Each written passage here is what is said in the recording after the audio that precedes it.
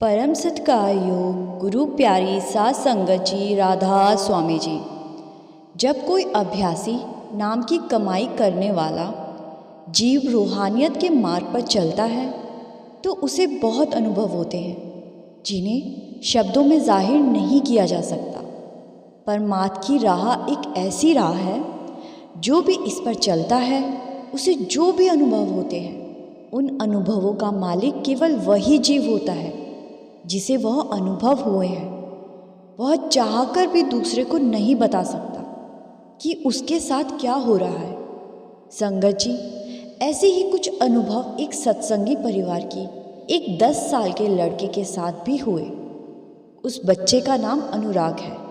उसके माता पिता को नामदान मिला हुआ था और जैसा कि नामदान के समय बताया जाता है कि रोज़ाना भजन सिमरन करना है और नागा नहीं डालना, तो उस 10 साल के लड़के के माता पिता रोज़ाना कुल मालिक की याद में बैठते थे। गुरु के हुक्म के मुताबिक भजन सिमरन को पूरा समय देते थे और जब भी वह भजन सिमरन पर बैठते तो वह लड़का उन्हें देखता था कि मेरे माता पिता आंखें बंद करके बैठे हैं, तो कभी कभी वह भी उनके साथ बैठ जाता था। उनकी तरह आंखें बंद कर लेता था, क्योंकि जैसा कि फरमाया जाता है कि बच्चों का मन बहुत कोमल होता है। वो जैसा देखता है अक्सर वैसा ही करने की कोशिश करने लगते हैं। आपने देखा होगा कि बच्चे अक्सर अपने माता पिता को देखकर और अपने घर के माहौल को देखकर सीखते हैं। जैसा घर का माहौल होगा बच्चे भी वैसे माहौल में खुद को खुश महसूस करते हैं।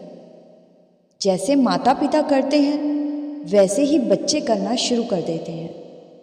अगर हमारे माता पिता रूहानियत के मार्ग से जुड़े हैं, मालिक की भजन बंदगी के साथ जुड़े हुए हैं, तो हम बहुत ही भागों वाले जीव हैं कि हमें ऐसे माता पिता मिले हैं और हम भी उन्हें देखकर इस मार्ग पर चलना शुरू कर देते हैं।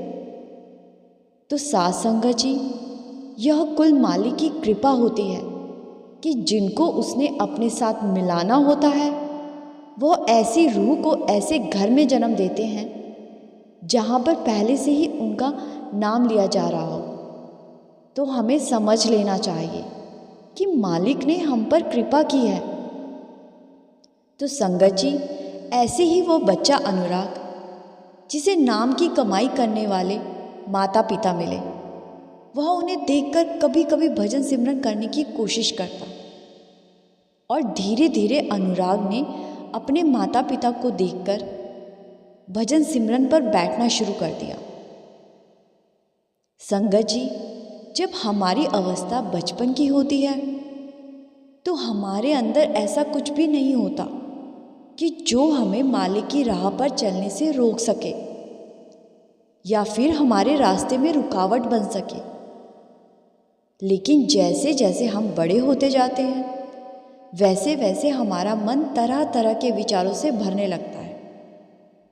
हमारे अंदर बातें इकट्ठी होनी शुरू हो जाती है जिससे कि हम कहीं पर भी लगन से काम नहीं कर पाते। हमारा ध्यान लगना मुश्किल हो जाता है।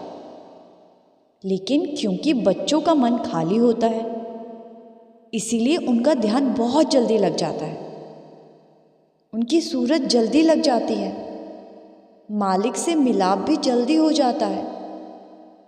तो सात संगत जी, ऐसे ही अनुराग के साथ हुआ। उसने अपने माता पिता को देखकर भजन सिमरन करना शुरू कर दिया।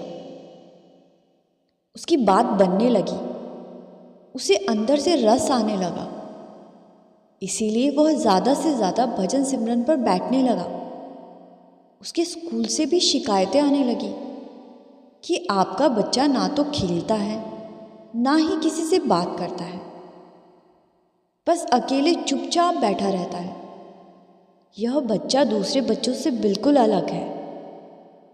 जब उसके माता पिता को यह बात पता चली कि हमारा बच्चा ऐसा हो गया है तो वह चिंता में पड़ गए, क्योंकि सात संगत जी, जब कोई ऐसी बात होती है तो माता पिता को चिंता तो होती ही है।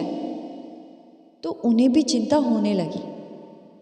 लेकिन उनके अंदर एक खुशी भी थी कि हमारा बच्चा बचपन से ही मालिक की तरफ ध्यान देने लगा है। लेकिन उसके साथ यह चिंता भी थी कि कहीं इसका प्रभाव इसकी पढ़ाई पर ना पड़े, यह इसकी गहराई में ना चला जाए। यह चिंता उन्हें सताने लगी। एक दिन क्या हुआ कि अनुराग स्कूल से घर आया और आकर फिर से भजन सिमरन पर बैठ गया। वह अक्सर ऐसा करता, जब भी उसे समय मिलता वो ऐसे आंखें बंद करके बैठ जाता, जैसे कि अंदर उसे कुछ दिखाई पड़ने लगा हो। नाम का रस ऐसा होता है, जिसे लग जाता है तो वह पीछे मुड़कर नहीं देखता, वह फिर आगे ही चलता है। और उसके साथ भी ऐसा ही होने लगा। जब भी उसे समय मिलता वह आंखें बंद करके बैठ जाता और कभी कभी तो वह देर रात तक बैठा रहता। उसे नींद इतनी अच्छी नहीं लगती थी जितना उसे ऐसे आंखें बंद करके बैठना अच्छा लगता था। एक दिन सुबह जब वो नहीं उठा तो उसकी माँ ने उसको आवाज़ देनी शुरू की, क्योंकि उसको स्कूल भी जाना था। लेकिन उसके शरीर में कोई हरकत ना थी। संगत जी, जब भी कोई अभ्यासी ऐसे ध्यान पर बैठता है, भजन सिमरन पर बैठता है, उसके बाद अगर कोई अभ्यासी जीव नींद में चला जाए तो उसकी नींद बहुत ही गहरी होती है। वह इतनी गहरी होती है कि जीव को लगता है कि जैसे वह है ही नहीं। तो अनुराग के साथ भी ऐसा हुआ। उसकी माँ ने देखा कि इसकी तो सांस भी नहीं चल रही, तो वह चिंता में पड़ गई कि पता नहीं मेरे बच्चे को क्या हो गया। उसकी सांस ना के बराबर हो गई, क्योंकि वह भी एक अभ्यासी था। तो उसकी माँ को चिंता होने लगी और उसने अनुराग को जगाने की कोशिश की। लेकिन अनुराग इतनी गहरी नींद में सोया था कि उसे पता ही नहीं चला। तो उसकी माँ दौड़कर पड़ोस में रहने वाले एक कमाई वाले बुजुर्ग के पास गई और उन्हें अपने घर बुलाकर ले आई। वे उनके घर आए, उन्होंने देखा कि अनुराग सोया हुआ है। उन बुजुर्ग ने अनुराग को सर से लेकर पैरों तक देखा, तो देखते ही उन्हें अनुराग के कर्मों के बारे में पता चल गया। वह बुजुर्ग बड़े हैरान हो गए कि यह छोटी सी उम्र का बच्चा नाम के रस के साथ जुड़ा हुआ है, यह कैसे हो सकता है। उन्होंने देखकर ही बता दिया कि यह मालिक का प्यारा है। उन्होंने उसकी माँ से कहा कि आपको घबराने की ज़रूरत नहीं है, बच्चा सोया हुआ है, गहरी नींद में है, इसकी सांस चल रही है, लेकिन बहुत धीरे है। यह कह सकते हैं कि ना के बराबर है। ऐसा इसलिए है क्योंकि इस बच्चे ने कमाई की हुई है। यह बच्चा नाम के रस के साथ जुड़ा हुआ है, इसीलिए इसके साथ ऐसा हो रहा है। लेकिन इसमें डरने की कोई बात नहीं है।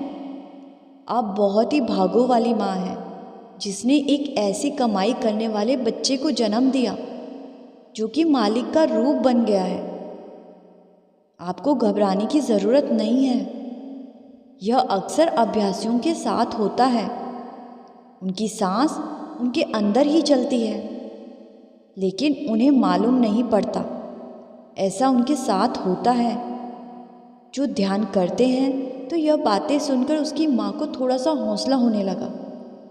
उसकी माँ ने अनुराग के पैरों को दबाना शुरू किया, उसके माथे को चूमा। अपने बच्चे पर उसे प्यार आने लगा कि उसका बच्चा नाम के साथ जुड़ा हुआ है। तो साथ संगत जी, इसीलिए कहा जाता है कि बचपन का समय मालिक की याद के लिए, भजन सिमरन के लिए अच्छा होता है, क्योंकि उस समय हमारे अंदर इतने विचार नहीं होते। हमें जो बताया जाता है हम वैसा ही करने लग जाते हैं। संगत जी, हमें भी इस साखी से प्रेरणा लेनी चाहिए कि हमें भी अपने बच्चों को मालिक के नाम के साथ जोड़ना है, उन्हें एक सही मार्ग देना है, उनका मार्गदर्शन करना है। जैसा कि अक्सर फरमाया जाता है कि बच्चों को सत्संग में लेकर आना चाहिए, उन्हें एक सही मार्ग देना चाहिए ताकि बच्चे एक अच्छे मार्ग पर चल सकें। और जैसा कि बाहर की दुनिया का माहौल है, उस माहौल से बचे रहें और मालिक के नाम से जुड़े रहें। ऐसा तभी हो सकता है जब बच्चों के माता पिता उन्हें एक सही मार्गदर्शन दें, उन्हें सत्संग में लेकर आए। संगत जी, इसी के साथ आपसे विदा लेती हूँ। अगर आपको ऐसी रूहानियत भरी साखियाँ सुनना पसंद है तो चैनल को ज़रूर सब्सक्राइब कीजिए। गुरु प्यारी सात संगत जी, राधा स्वामी जी।